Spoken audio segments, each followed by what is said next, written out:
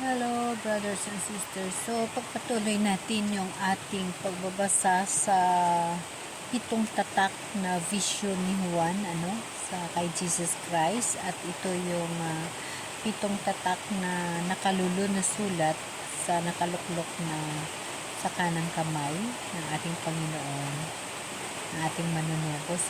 Dito ay nakikita ito sa pahayag sa So, verse 9 na tayo. Ito yung nakasaad sa tatak. Sinira ng kordero ang panlimang tatak at nakita ko sa ilalim ng dambana ang mga pinatay dahil sa salita ng Diyos at sa matapat na pagsaksi rito. Ubos lakas silang sumisigaw, O Panginoon na makapangyarihan, banal at tapat, gaano pa katagal kaming maghihintay? Kailan mo pa huhukuman at parurusahan ang mga taong pumatay sa amin?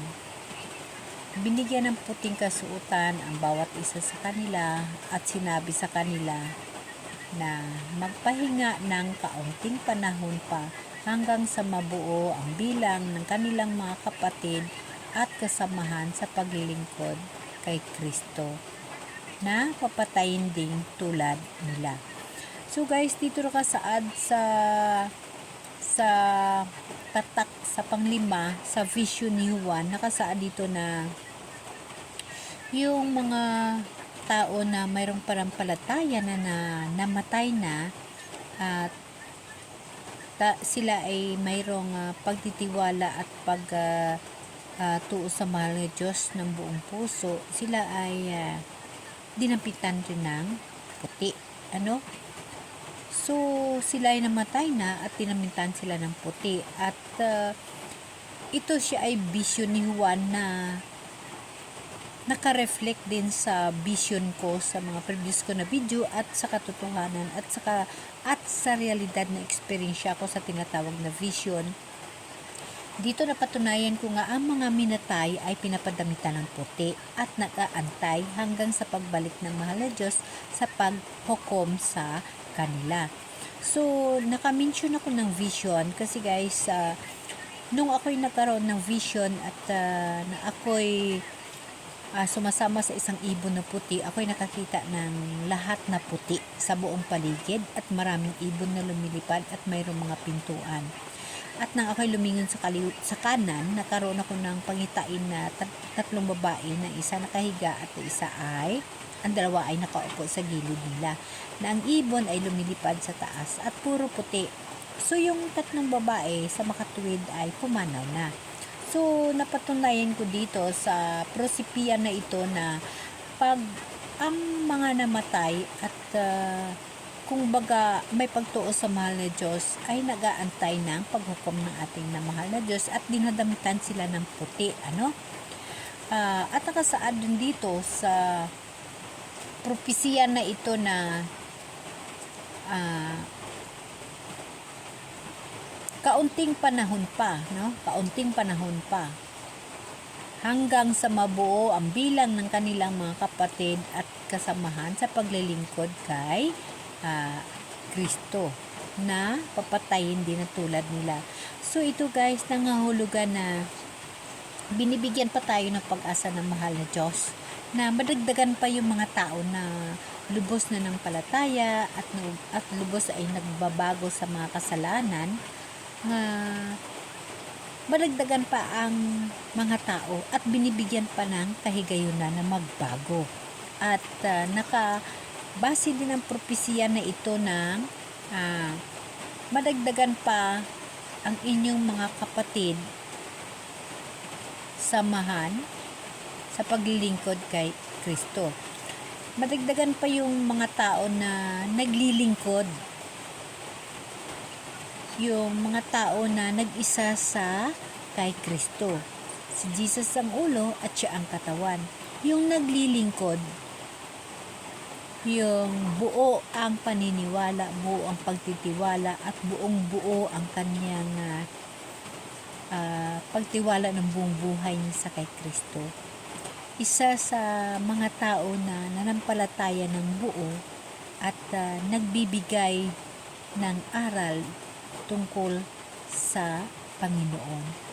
Nagsasabi ng katotohanan na kung ano ang kanyang naranasan mula sa Diyos, kung anong mga pangyayari sa buhay niya na namula sa Diyos, mga tao na nampalataya at buong buo ang pagmamahal sa Diyos, nagsiservisyo sa Diyos, at ganun din yung mga tao na nampalataya na ang Diyos din ang ikinabubuhay nila.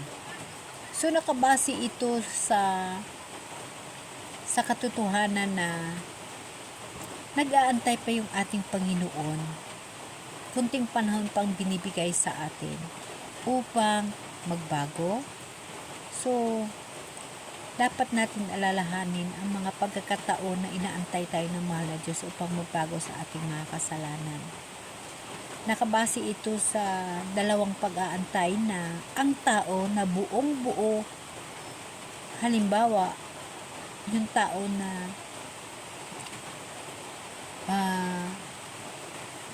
nagbibigay ng mga tinatawag na prophecy, nagbibigay ng pag-uunawa sa mga propesiya, nagbibigay ng pag-uunawa at malalim na kahulugan na nakasaad sa Bible. Mga tao na ang buhay ay ipinag-isa sa mahal na Diyos at ang Diyos ang ginawang ulo at siya ang katawan. Ang oras, buong buhay niya, inilaan niya na lamang sa Diyos. At ang isa, ang mga tao na nagtitiwala sa mahal na Diyos kahit pa nakulang ang mga oras, na may kakulangan ang oras, ngunit hindi nagwawalang bahala upang magservisyo sa Diyos, upang mag-praising sa God at magsimba sa God. Mga tao na mangyayari din sila ay papatayin din. Mangyayari na papatayin ang kahulugan. Lahat ng tao sa mundo guys ay mamamatay sa paghukom ng mahal na Diyos upang mabigyan ng panibagong kaharian ang buhay na walang hanggan. So dapat natin, bawat talakay natin ng mga nakasulat sa Bible, ating palaliman, hingian ng Holy Spirit ng gabay upang lahat maunawaan at ating mabigyan ng tamang kahulugan. So, again guys, brothers and sisters, binibigyan pa tayo ng pagkakataon ng mahal na Diyos para maidagdag tayo sa mga taong banal na nauna nang namatay sa atin. Tayo ay inaantay ng mahal na Diyos na magbago. Lahat tayo guys makasalanan. Wala ni isang tao na walang kasalanan, ngunit sa sinasabi ko na namatay si Jesus Christ sa cross upang tubusin yung mga kasalanan natin. Kaya may paglaom tayo na magbago at makasama tayo sa mga banal sa langit na una nang namatay. Kasi lahat naman tayo guys mamamatay. Wala ho tayong mabubuhay. Lahat ho tayong mamamatay upang makamit natin ang buhay na walang hanggan kasama ang Diyos. Kaya guys, dapat natin alalahanin na kung may panahon ka lang naman at mayroon kang oras sa mahal na Diyos, magbasa ka ng Bible, hingian mo ng gabay sa mahal na Diyos, hingian mo ng gabay sa Holy Spirit, ng gabayan ka sa pagbasa mo upang maunawaan mo kung ano ang mga ibig sasabihin at ano ang pinapahiwatig ng bawat kataga sa Bible. Napakahirap unawain ng Bible guys, lalo pa pag baguhan ka nagbabasa. Ngunit pag ikaw ay humihingi ng gabay sa mahal na Diyos at mismo ang Diyos ang gagabay sa iyo sa pamaraan ng Holy Spirit, napakadali mo unawain kung ano ang manakasaad at kung ano ang kanilang ibig sabihin. At ang mga nampalataya upang magtagumpay, huwag iatubili ang i-share ang mga katotohanan na nangyayari sa sarili nilang buhay na mula sa Diyos. Lahat tayo